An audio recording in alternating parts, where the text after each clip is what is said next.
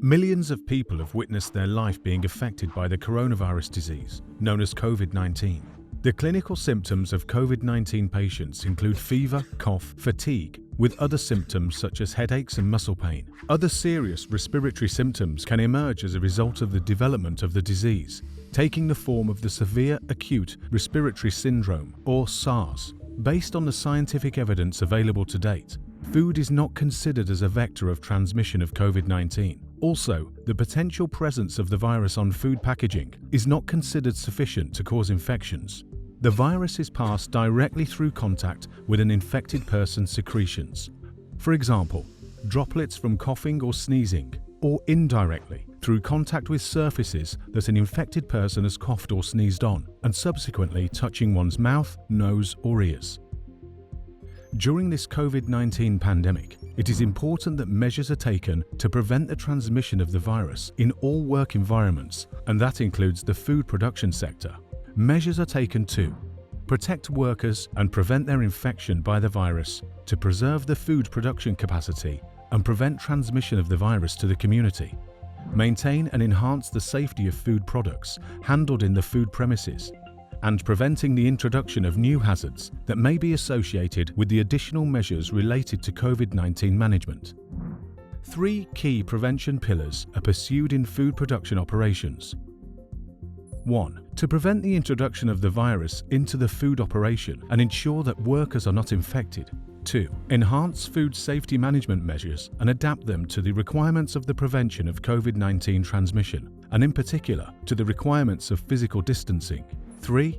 Review the work organization and management of human resources responsible for food production.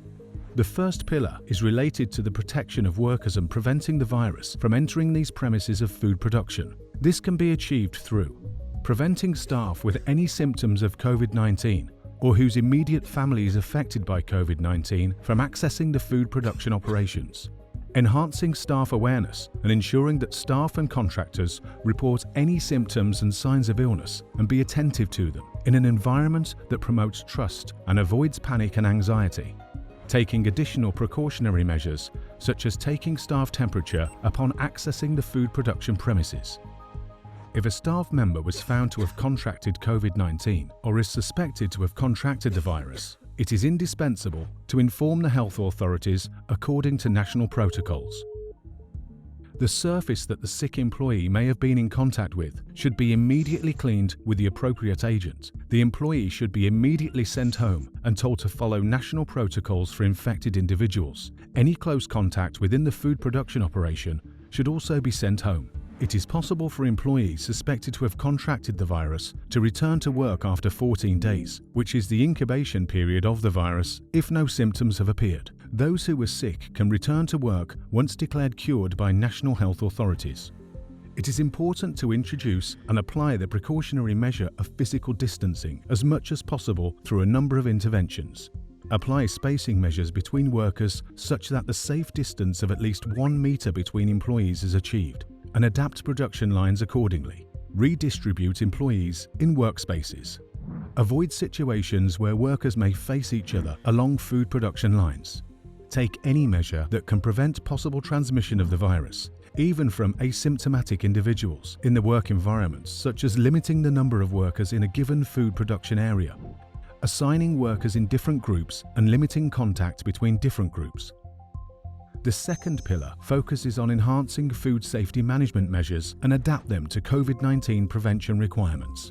It is important to reinforce good personal hygiene requirements for food operators, and in particular multiple and routine hand washing, before starting work, after cleaning duties, after handling waste, before and after handling delivered products and touching multiple packaging services of non-controlled origin, before and after wearing protective gear such as masks, after removing or changing gloves or when gloves are torn. Hand washing should use water and soap and should be thorough and last 20 seconds at minimum, rubbing all hand surfaces.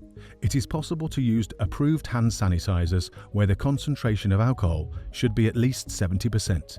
Food operators should maintain their regular protective gear, blouses, hair cover, boots where applicable, with added attention to their level of cleanliness. If wearing a mask is made compulsory, either for occupational health reasons or otherwise, it is important to change masks regularly and to maintain them clean as recommended. Should gloves be used, they should be changed frequently and hands must be washed between changes, in addition to when gloves are removed. Gloves must be changed after carrying out non-food related activities, such as opening doors, handling money, or touching unsanitized non-food surfaces. It is also advised to multiply the frequency of sanitation practices, particularly for surfaces. All touchpoints, such as trolleys, door handles, phones, remote controls, should be sanitized more frequently. In all activities, and when changing sanitation protocols and procedures to account for the management and prevention of the COVID-19 virus, it is important to ensure that no other food hazards are introduced, such as the introduction of toxic chemicals or unapproved substances to be used as part of enhanced sanitation measures. Food safety management measures, such as cooking temperatures, pest management, or HACCP preventive controls, should be maintained and adapted where required.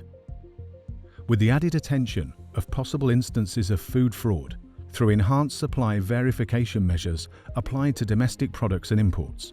The third pillar is related to the need to adapt work organisation and in particular human resources management within food production operations. It is important to solicit feedback from staff and operators on the impact of the new measures taken and their effectiveness, and to stimulate involvement and innovation. It is also important to ensure psychological well-being of staff through added awareness and measures to limit anxiety or panic amongst staff. Work organisation should be reviewed with the overall intent to protect staff and their ability to produce. Staff can be grouped in different teams that should be maintained separate at all times. It is possible to limit the number of individuals in a given food preparation area and to space out workstations where possible. It will also be important to limit the number of customers or delivery drivers who may come into the food operation at a given time.